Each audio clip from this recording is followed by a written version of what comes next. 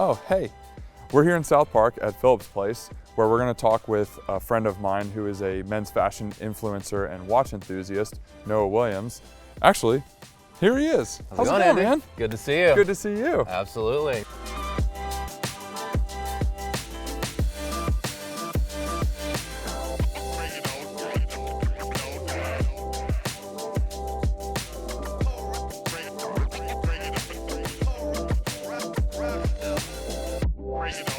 So what's your kind of background and what brought you here to Charlotte? Because you're not originally from here, which no one is. Nobody is. Yeah. So, like a lot of guys coming out of high school, I just really didn't know what I wanted to do. I had done some production work, but I just didn't really want to go to a four-year school. So what I did is I went to community college for 2 years. I got my associates. And during that time, I had started in the menswear watch kind of influencer world, and actually one of the first PR firms I worked with was based in Manhattan, still is, and I moved up there for an internship, and it was there for about 5 or 6 months. It was too cold and too expensive for a 21-year-old Noah, so I came back to Charlotte to finish school, and I've loved it, stayed ever since. So now that you've been here for a handful of years in Charlotte, most people aren't even from Charlotte like you and I. Sure. And so it's interesting being able to get involved in different parts of the community here. With that, like, how did you kind of find your way into the watch community here? So actually through the Instagram influencer blogger community, I started working on a couple of small campaigns with like Timex and Maurice Lacroix. And as I continue to grow in that, actually Windsor, who we'll go and check out some stuff in a second, my friend Ben, who is one of the owners, had actually reached out to me and just said, hey, I love the stuff that you're doing. Why don't you come out and use a couple of our watches and some of your stuff. Really the cool thing about the watch community is, it's not really a flex. It's not like this flashy thing to the enthusiast group. It is just an absolute passion, because as guys, we have, nice suiting and that kind of stuff, yeah. But for jewelry and that thing, you have, if you're lucky enough, a wedding ring, and that's really about it. So the watch is the one thing that a guy can have at all times that is very special to him. I know in working with you, and actually how we met, right, was you were looking at different watches and you had come to me to just kind of talk you through that process to mark a very special occasion. So I think that's what is so cool about watches, is there's an awesome community. It's a very special thing that you can purchase and hand down to other generations. Right, and sometimes even whether you plan to hold on to it and hand down to generations, or you plan to hold on as an investment or something as well. So absolutely. There are a lot of different asset classes when you're talking about investments, and watches, especially, in the last 5 to 10 years, have become a very viable one. If you look in 2017, Paul Newman's Rolex Daytona, auctioned off for $17.8 million. So, the average guy isn't going to be the next Paul Newman and have that, $17, $18, $19 million watch, but they certainly are a great place to put money. Maybe not the average person, but there are a lot more people who have the opportunity to get a lot more fame now with YouTube and Instagram and TikTok and everything else, and Clubhouse now and all these other things. So it's interesting because something like that, like a Rolex from Paul Newman, can hold such value. And then there's people like John Mayer, who maybe he does have a watch that ends up selling like Paul Newman's did, or Kevin O'Leary, all these guys who no one will ever touch a $17 million watch that they were wearing. Like Kevin O'Leary has the famous red strap on his Rolex for Shark Tank, and those will go up for auction, but they'll never hit $17 million. It is really cool what they've been able to do with the branding, with whether it's through these different watch brands or some of the people that are associated with these brands. Similar to real estate, watches can be viewed as an investment vehicle. I feel like it's interesting because a lot of people sometimes will view it as, well, you're just spending money on a watch, but like to watch enthusiasts, it's interesting that the mindset starts to shift more towards, like, if this is an investment piece and it will hold its value or grow in value. Like, it's interesting. I always like when we talk about your opinions on those kinds of things. Sure. So like with any financial advice, there are various types of asset classes when you're looking at investments. So let's say you're lucky enough to have an extra $5,000 to $10,000 in the bank, which a lot of people don't, but some people do. Rather than that money sitting in the bank and making 1.5% to 2% annually, take that money out, put it in an Omega or Rolex, something that, like we said, was established, is going to hold value over time.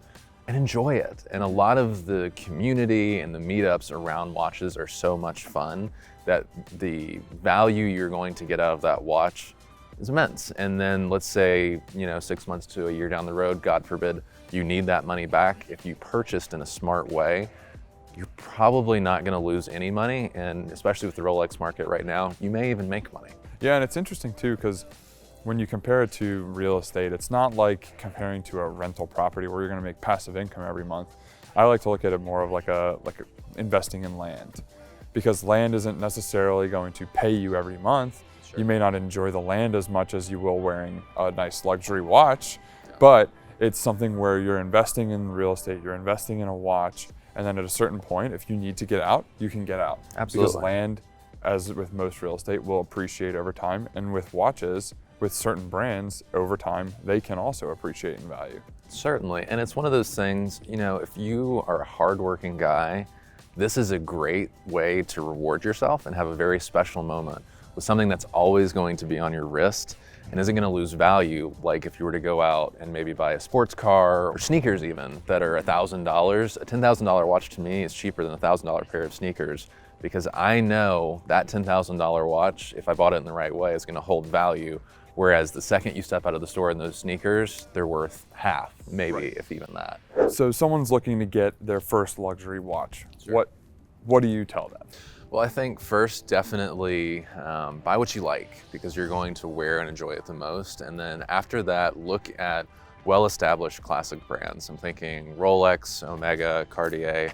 Those are all brands that you can buy, and they're not going to lose a ton of value the second you walk out of the store.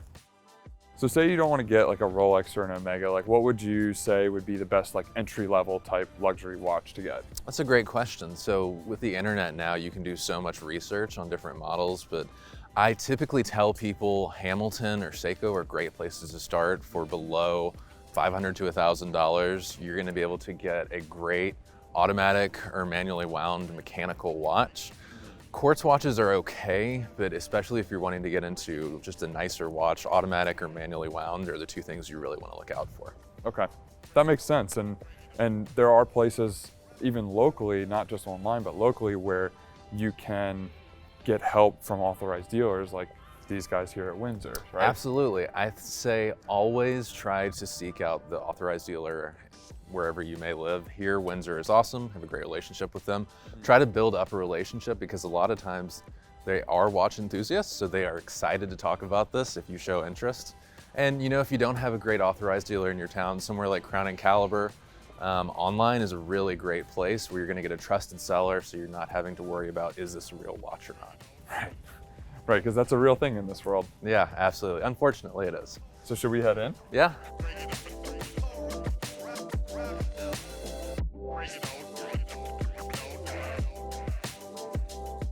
Yeah, I think the cool thing about the watch community is I was already doing the menswear Instagram thing, right, and Ben literally just DM'd me and was like, hey, I like the content you're putting out. I'm not trying to sell anything, but if you want to come in and just throw some of our watches in, that would be cool. So that's how we met.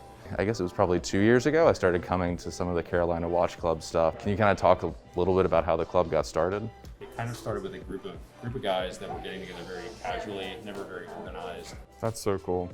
And it's a cool way to like build a community. I mean, some of my friends, we talk about what's cool about Charlotte in general is being able to like build your tribe and like your people that you like hanging out with all the time, or like doing things with, and that you have things in common with and interests. And so it's cool to see how something like watches, which you wouldn't necessarily expect at first to be something that brings people together all the time. And it really does, because like you were saying, 2 or 3 years ago, it was a couple people. Yeah, meetup now is 60, 70, 80 people sometimes. Yeah, and to your point, like it brings people together, and they're all different types of people, right? All different types of levels of watch collecting, and all different types of people doing different jobs and industries and different passions, but they all come together on that commonality of watches, which is cool. Well, I appreciate you letting us come in, because there's some cool watches over here, and looks like it's time to go. But before we leave, make sure you go on YouTube and like this video and subscribe so we can see you next week.